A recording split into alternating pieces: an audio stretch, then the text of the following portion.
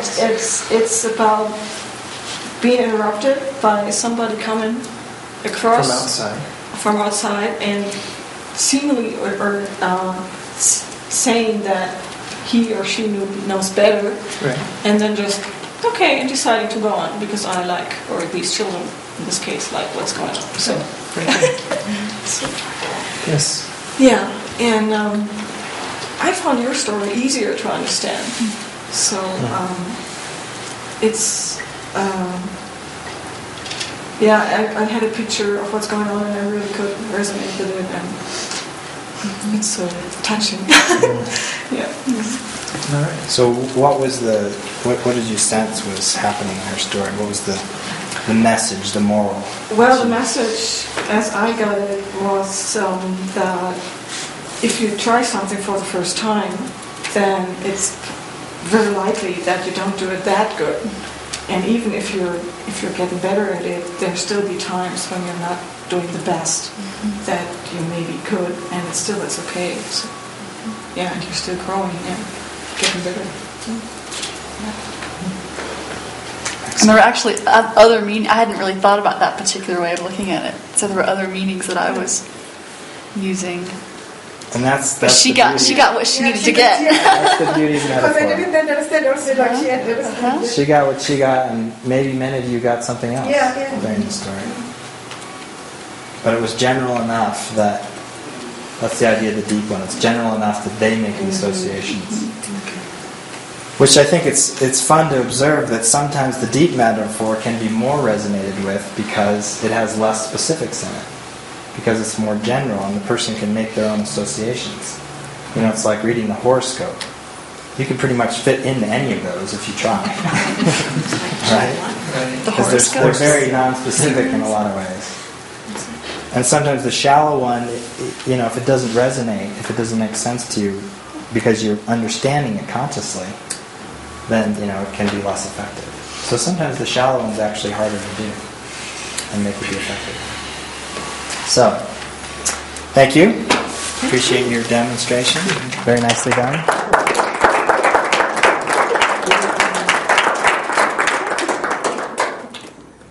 Let's see.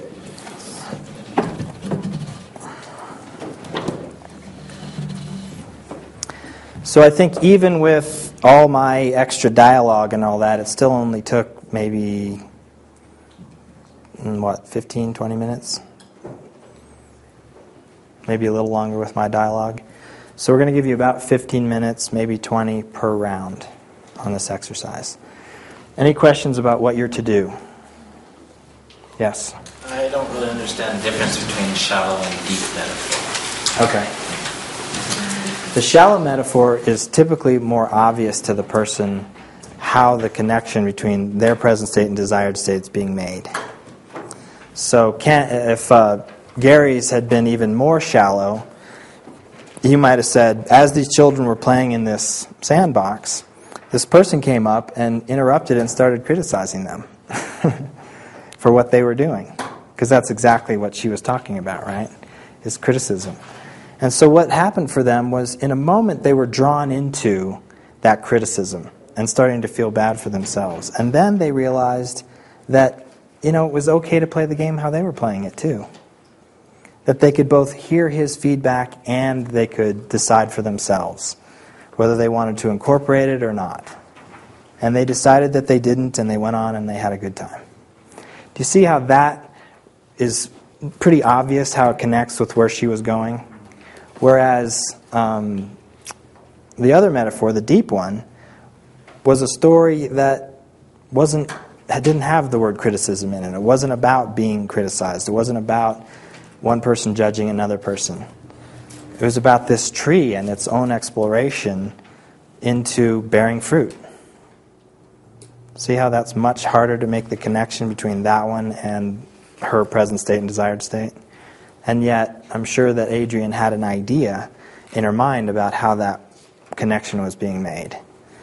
Now, Birgit didn't take it that way, but that's often what happens with a deep... It's not like it was totally opposite from how I thought. It wasn't totally opposite, but this wasn't exactly what she had in mind, but she got a powerful message. And if you also notice that Adrian did not then correct her afterwards and say, no, that's not what I intended. Right? She allowed Birgit to have her experience and to let it be what it was. Because this isn't really about your brilliance as a metaphor teller. This is about the person's reception. Okay? This is not about you, it's about them. You're being in service of them in telling these metaphors. Ready? Okay. Access creative part. Have fun. Check. Be open. Check. Sorry? Check. Check? Yeah. Got that. Okay. So we'll ring the bell around 15 minutes to let you know that it's about time to switch rounds. And we'll see where you are. And go for it. Ready to roll. So, comments? Questions? Nothing? At least wow or something? Wow. I like that. Yeah. I had a question about when you decide to use metaphors versus just going into a process that's more straightforward. Good question. Let me think if there's an answer to that. I have an answer. You have an answer? When you're talking to your teenagers, you better use metaphors Better use instead metaphor. of telling them what to do or what not to do. I think metaphor is really helpful when the conscious mind is getting in the way of making a shift. And I mean, that is often the case, is that we get in our own way, right? Our own beliefs or our own patterns or whatever is causing the difficulty. And sometimes just telling a metaphor can help a person to kind of loosen whatever they were holding before. Begin to just open up possibilities. Even if the whole change doesn't occur, sometimes a story, an anecdote, a quote from somebody, something like that can just begin to just cause some loosening of the structure that's holding, which then may allow you to do a process or maybe even just tell another metaphor.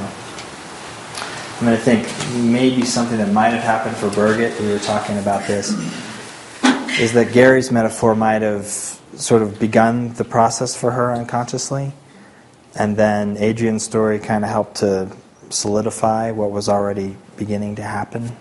So that's possible. So I think metaphors can be weaved in. And I think the example of Norma and I think it was her husband, I can't remember his name, Beretta, who was working with that man who had cancer and they did the tumorless metaphor. I think that's a good example of where metaphor is helpful. When somebody's dealing with an illness and they can't really find consciously what's going on there. So hypnosis or metaphor can be useful because it works more directly with the unconscious mind rather than having to go through the conscious mind. So if you find somebody who's really consciously resistant or blocking or whatever, then a metaphor can be really helpful to help loosen that. That's the best answer I can come up with this moment. Anything else? Should I share my experience? Yeah. So when I made the metaphor for Birgit, it was the first time I'd actually ever done a deep metaphor, so I wasn't really sure what I was doing. So I started out really not sure about how to do it. So I sort of wrote out the two sides, Present state and present state, desired state, and thought about the structure of being criticized and feeling bad. And figured out that the structure of being criticized and feeling bad versus being criticized and not feeling bad is that when you feel bad because, or this is my experience, I feel bad when I agree with the criticism, or there's some judgment inside myself that resonates with what that person has said. When someone says something that doesn't resonate with something that I have inside myself, then it doesn't bring up an emotion. Maybe it's interesting or it's just a piece of information. So. Doesn't have as deep an impact Right. on your That's emotion. very true. So then, Adam's suggestion was to just, for a deep metaphor, just pick anything, doesn't really matter, and then apply that structure to it. So Pick any content. pick any content, yeah. Yeah. So I picked a fruit tree. And then I just started, my process was to write down all the things about a fruit tree that I might be able to use in a story. I thought about the fruit, how the different kinds of fruit. It could produce bitter fruit, rotten fruit, sweet fruit, juicy fruit. I thought about the roots, I thought about the bark and the trunk of the tree, and I thought about the branches and what the branches were doing. I thought about the tree growing up and what it would encounter in its life. It would encounter insects, it would encounter trees or other trees around it. It would encounter wind, sunshine, rain. And so I just had this list of all these elements, and then I started to see things in there that I could use to talk about going from having judgments about self to not having judgments about self. Nice. Very nicely thought out. I think it's a nice process for how to make this a little more simple for yourselves. Yeah. Does that add any new? Does that enlighten you in any way on how to do that? Yeah. I had one that happened this weekend, but it was very simple. And as I'm hearing the dialogue, I looked over and I looked at the candle, a big candle that I have on my table. And I said, well, what you're really saying is your younger sister used to engage you in this conversation in order to open you up so that you could open yourself up in your feelings. I said, so it's sort of like a candle where she was the match. She lights the wick, and then when it burns down and it has a little bit of liquid, then all of a sudden it just sort of flows naturally. And it was like, wow, but it was very simple, and it was just like, I went over here and here's the candle, and I thought, well, that's sort of what's been going on here. Sometimes what comes just naturally. Yeah, and it was really very important. I mean, it was really first time, oh yeah, I get it. I think when you start thinking in metaphor, they do come more naturally. Well, look what just happened. We were talking about a candle, and I got really hot, and you got hot, and you took off our sweaters at the same time. We were talking about a candle, firework. Suggestive. All right, you ready for our final piece? So this next exercise is going to be very similar to the last one, but we're going to add another element. Do you know what the element is?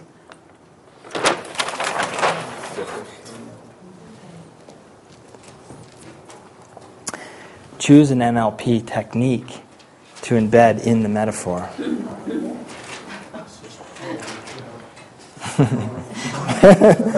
What was that, Brent?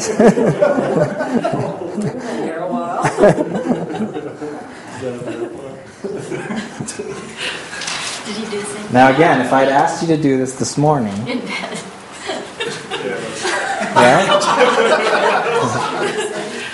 And look where you are now. You can do this, right? Sure. Yeah. So it's taking yesterday's exercise, a full piece of work, right? Looking at the present state and the desired state. Looking at the structure of what that looks like. How are these different? How am I going to help the person get from here to there? What's the technique or resource that I need to bring in here to get them to make that transition? Right? And so you picked a technique, and then you did the technique. Now we're going to do it metaphorically. So it's the same process, except for now you're going to create a metaphor that has the technique embedded in it. And tell the story with the technique in there. Sure. Sure we are. Sounds like a piece of cake. That's easy. Okay, so here's the road map. It's on your page 9. A presents present state and or desired state. Now this time we're not saying present present state and desired state if you only have one of them. So that means that the elicitation process is a little more challenging for the guide. Because if you only give them one of these, then they have to find out the other one. If you've got both